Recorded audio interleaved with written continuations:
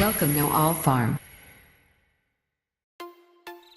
Sugarcane production begins with the choice of cane varieties to be planted based on local soil and climate conditions.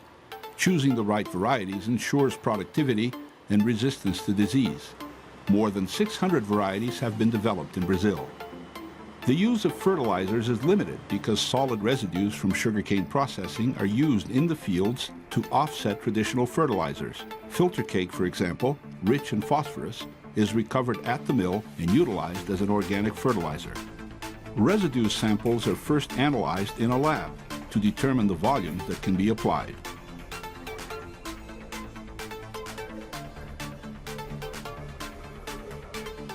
Once the exact contents are known, the residue is loaded onto trucks and carried to the fields. Sugarcane stalks, developed especially for use as seedlings, are scattered over the soil by planting machines. The seeds are actually clumps of sugarcane.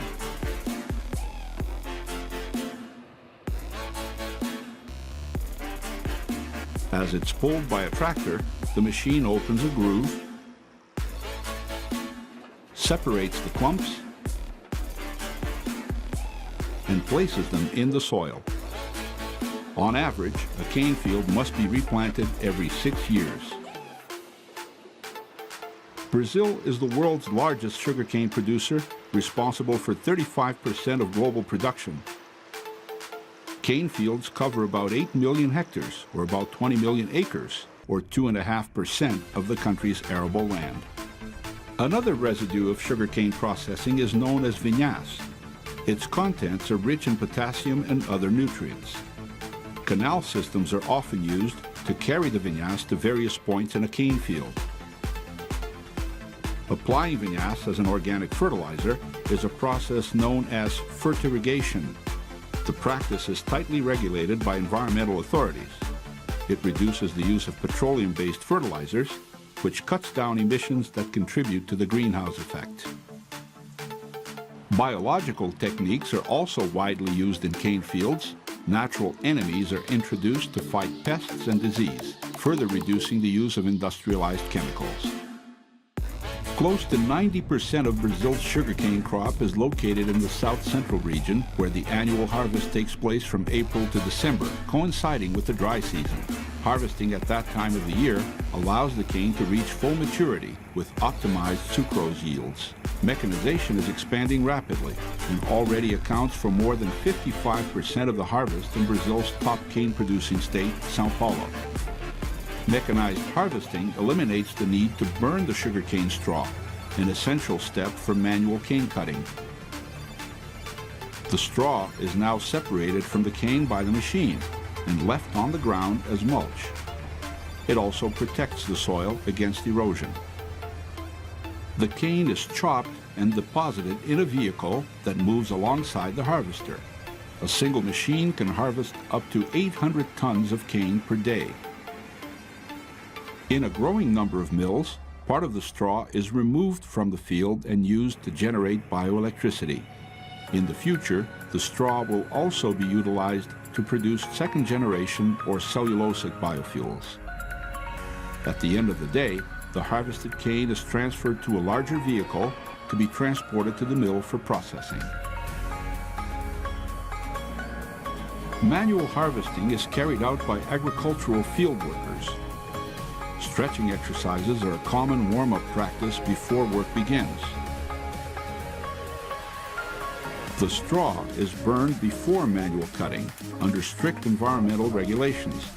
The burn drives away snakes and other potentially poisonous animals and makes it easier for workers to get to and cut the cane, now without its dense foliage. Machetes are used to cut the cane stalks always close to the ground, where sugar juices are richer. An agreement signed between the São Paulo state government and the sugarcane industry will put an end to manual harvesting in the state by 2017. Once it's cut, sugarcane is highly perishable and needs to be processed in a mill as soon as possible to avoid losing its sugar content. Most cane is delivered to a mill less than 24 hours after harvesting.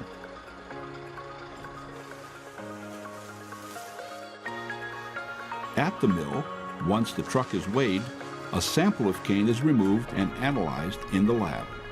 The sucrose content in the cane determines how the industrial process will be carried out.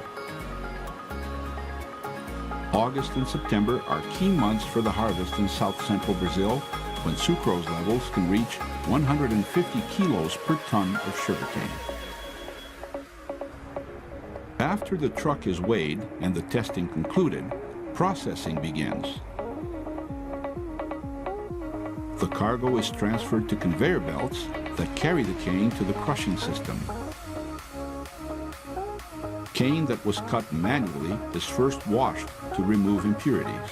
The water is treated and reutilized. The cane is then chopped up and readied for crushing. Sugarcane harvested by machines is cut into small pieces by the harvester and skips this phase. After the crush, either by rollers or a diffusion system, what's left of the cane stalk is known as bagasse, a fibrous residue that is burned in boilers to generate bioelectricity. The cane juice is used to produce sugar and ethanol. The projected cane crush for the 2010-2011 harvest in south-central Brazil is expected to reach 595 million tons. The juice that results from the cane crush is used to produce sugar and ethanol. Most of Brazil's 430 active mills can produce both. How much of each product is made varies according to market conditions and technical aspects of the mill's design. Juice from the first and second crushes is richer in sucrose and is usually dedicated to sugar production. The first step is to purify the juice, which then undergoes an evaporation and boiling procedure.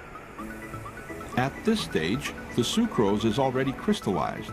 The crystals are isolated in a centrifuge from molasses, which can later be fermented to produce ethanol. The crystals are moved to dryers and then filtered and stored. In all, the process from the arrival of the cane at the mill to the storage of sugar takes 15 hours. Each ton of cane produces about 120 kilos of sugar. The finished product is packaged for shipment to stores and supermarkets. Sugar types for industrial applications are placed in special containers for large-scale shipping.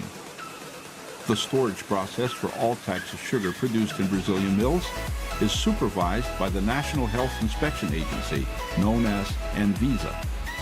Brazil is the world's largest sugar producer and exporter. It answers for about 20% of world production and 40% of global sales. Ethanol is produced from sugarcane juice through a fermentation and distilling process. The juice is first purified by various filtering processes until it is ready to be fermented and mixed with yeast. At this stage, the liquid is called fermented wine. The alcohol contained in the wine is recovered in distillation and rectification columns. Hydrous ethanol, the type used in flex fuel vehicles in Brazil, is produced at this point. To obtain anhydrous ethanol, the type that's mixed with gasoline, the liquid undergoes an additional water removal or dehydration stage. The entire procedure from the arrival of the cane at the mill to the finished product takes 15 hours. 1 ton of sugarcane yields about 85 liters of ethanol. Brazil produces more than 30% of the world's ethanol. It is the top exporter and second largest producer of the biofuel, behind the United States. In the 2010-2011 harvest, production is expected to reach almost 30 billion liters. Ethanol produced in Brazil follows strict technical specifications and international standards.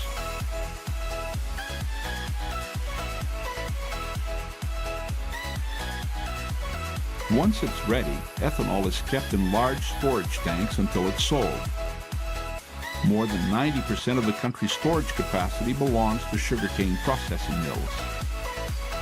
About 80% of Brazil's ethanol is consumed domestically. Although Brazil is the world's largest ethanol exporter, the global market is still limited and highly volatile. Top international destinations for Brazilian ethanol are the United States and the European Union. Several transportation methods are used to distribute ethanol inside Brazil. from railways to riverboats and barges to pipelines. But the most common way to transport ethanol is by truck. There are more than 500 distribution terminals throughout the country.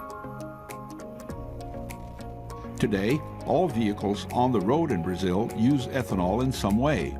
Those equipped with flex fuel engines use pure hydrated ethanol, while gasoline-powered vehicles use anhydrous ethanol, which is blended with all gasoline sold in the country. Flex fuel cars, introduced in 2003, account for over 90% of new light vehicle sales. Of all vehicles on the road in Brazil in early 2010, 40% are flex. A significant milestone was reached by Brazil's automotive industry in March of 2010, when the 10 millionth flex car was built. Bagasse is the fibrous residue that's left after sugarcane is crushed. 1 ton of cane produces about 250 kilos of bagasse, which accumulates quickly. Large dunes of bagasse are a typical feature of Brazilian cane processing mills. A system of conveyor belts transfers the bagasse from its storage area to boilers, which produce vapor. The vapor powers turbines that generate renewable electricity, or bioelectricity. Control centers equipped with the latest technology monitored the electricity produced, utilized, or exported by the mill to national distribution grids. All Brazilian mills are self-sufficient in energy, producing more than enough electricity to cover their own needs. A growing number of mills is generating a surplus, which is sold to power companies and helps to light up numerous cities throughout Brazil. In the near future, bagasse is also seen as an ideal raw material to produce second-generation or cellulosic biofuels. The expanding use of bioelectricity, combined with the wide-scale use of ethanol, explain why sugarcane is already the second largest source on the Brazilian energy matrix, which is considered the cleanest in the world. In early 2010, about 2,000 average megawatts, or 3% of Brazil's electricity needs, were being supplied by sugarcane-based bioelectricity. That total could reach 13,000 average megawatts by 2021 if all potential sources are fully developed. That would be enough to cover the needs of entire countries like Sweden or Argentina.